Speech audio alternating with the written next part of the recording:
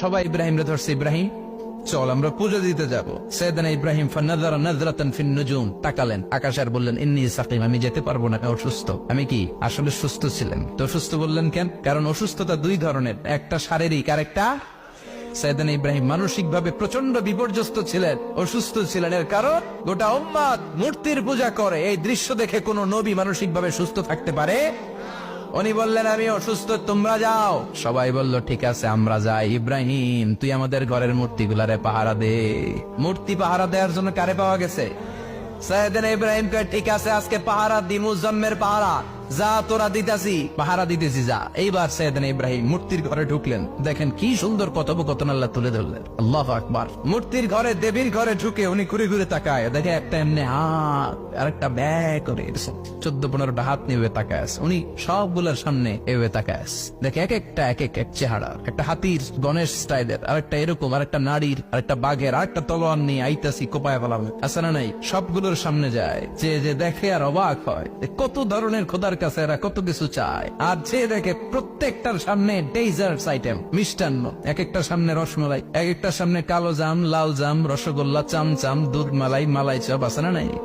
জিব্বায় পানি চলে আসছে নাকি? তো সাইয়েদনা ইব্রাহিম অবাক, কিরে এত মূর্তি, এত ডিজাইন, এত ভাবে এরা অঙ্গভঙ্গি করে আছে, এত খাবার দেয়া, খায় না কেন? সাইয়েদনা ইব্রাহিম ভাবলেন মনে হয় নাগাল পাই না, আমি একটু তুল্লা ধরি। উনি রসমালাইয়ের বাটিটা নিয়ে যেটা হা করে আছে ওইটার সামনে যায়, কয় খা। কি কয়? বানাই করতেছি মনে হয়। ফারাগা ইলা আলিহাতিহিম, মূর্তিগুলোর কাছে গেলেন, ফাকালা আলা তাকুলুন, খাবি না? খাবি না দাদা, আমি কিছু খা, কোরআন থেকে বলছি, ঠিক কিনা? উনি ভাবলেন ওরা হয়তো খেতে পারে না, নাগাল পাচ্ছে না, কিংবা আমারে দেখে লজ্জা পাচ্ছে। নিচ থেকে রসমলাইয়ের বাটি তুলে ধরলেন, উনি বললেন খা, আর ওগুলা কয় হা হা করে নিচ্ছে, নরেও না সরেও না। উনি মুখের সামনে তুলে ধরে বললেন আল্লাহ তাকুলুন, খা। সবগুলার সামনে গেলেন, খা খা, কেউ খায় না, ওগুলো হা করে আছে। সাইয়েদনা ইব্রাহিম বললেন খা, কেউ কথা কয় না। উনি বললেন খাবি না কেন? তাইলে কথা ক। এই যে কষ্ট করে উড়াইলি, মুখের সামনে দিলাম, খাবি না কেন? কথা বল। আল্লাহ তাকুলুন, খাবি না কেন? কথা বল। মা লাকুম লা তাতাকাল্লামুন, খাবি না কেন? মা লাকুম লা তানতিকুন, হয় খা নয় কথা ক। বলতেই লাগলেন খা খা, প্রত্যেকটা মূর্তির সামনে গেলেন, খা। ওগুলো করে আছে হা, কোনো কথা কয় না। কয় কেন খাবি না? তাইলে কথা ক। খায়ও না, কথাও কয় না। আপনার ছেলে বায়না ধরছে, আব্বা চানাচুর দাও, কি খাম? চানাচুর কিনে দিলেন, এই নে চানাচুর। এখন চানাচুর খায় না, কিরে বাপ খাবি না কেন? কথাও কয় না, খায়ও না, কথাও কয় না। এখন বাকি আছে কোনটা? কথা কর। ফারাগা আলাইহিম দারবাম বিল ইয়ামিন, ডান হাতে কোপানো শুরু করলেন, ইচ্ছা মতো খুশি কিল মারতে মারতে মূর্তিগুলার সাইজ। ফারাগা আলাইহিম দারবাম বিল ইয়ামিন, এক একটা নবীর হাতে জান্নাতি শক্তি দিয়েছে কে? খা নাইলে কথা ক।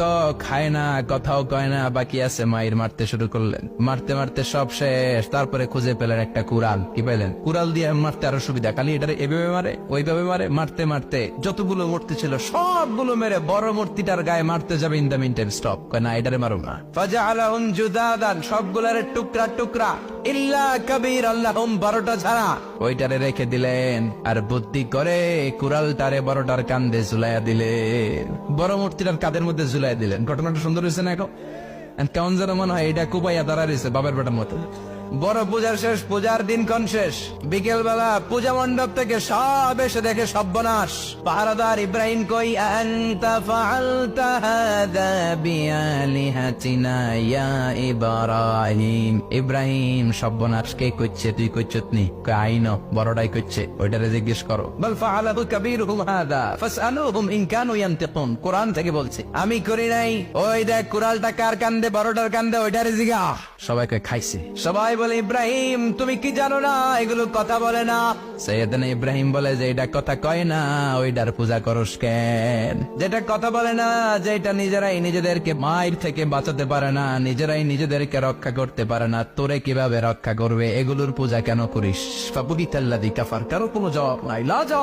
সবাইকে ইব্রাহিম তুই বড্ড বেড়ে গিয়েছিস, তোরে নমরুদের কাছে নেওয়া হবে, রশি দিয়ে পেঁচিয়ে নমরুদের কাছে নেওয়া হলো। নমরুদের নাম শুনছেন? শোনেন নাই বোধহয়, শোনেন নাই? পৃথিবীতে 4 জন বাদশা ছিল, যারা গোটা বিশ্বের বাদশা।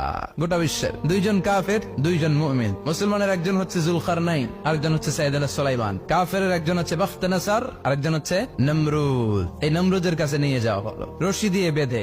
এবার নমরুদের সাথে কি ডায়ালগ মারছে এটা তো আর কোরআনে নাই, কথা কও। এটাও আছে। নমরুদ বলে ইব্রাহিম শুনলাম তুমি নাকি আমাদের খোদাগুলোরে মারছো, তুমি নাকি কোন আল্লাহর ইবাদত করো, তুমি নাকি কোন নতুন রবের তথ্য নিয়ে আমাদের বাবেল নগরীতে আগমন করেছো। আমি ছাড়া কোনো খোদা আছে বলে তো আমি শুনি নাই, এই বাবেল নগরীতে আমি ছাড়া কোনো খোদা আছে আজকে নতুন শুনলাম। কে তোমার খোদা, কি তার পাওয়া? এবার ডায়ালগ মারা শুরু করলেন সাইয়েদনা ইব্রাহিম। সাইয়েদনা ইব্রাহিম বললেন রব্বি আল্লাযী ইউহয়ী ওয়া ইউমীত, আমার রব এমন রব যিনি জীবন দেয় আবার মরণও দেয়। নমরুদ বলে তাই তোমার আল্লাহ জীবন দেয় মরণ দেয়? আনা উহয়ী ওয়া উমীত। এবার নমরুদ ডায়ালগ মারতেছে,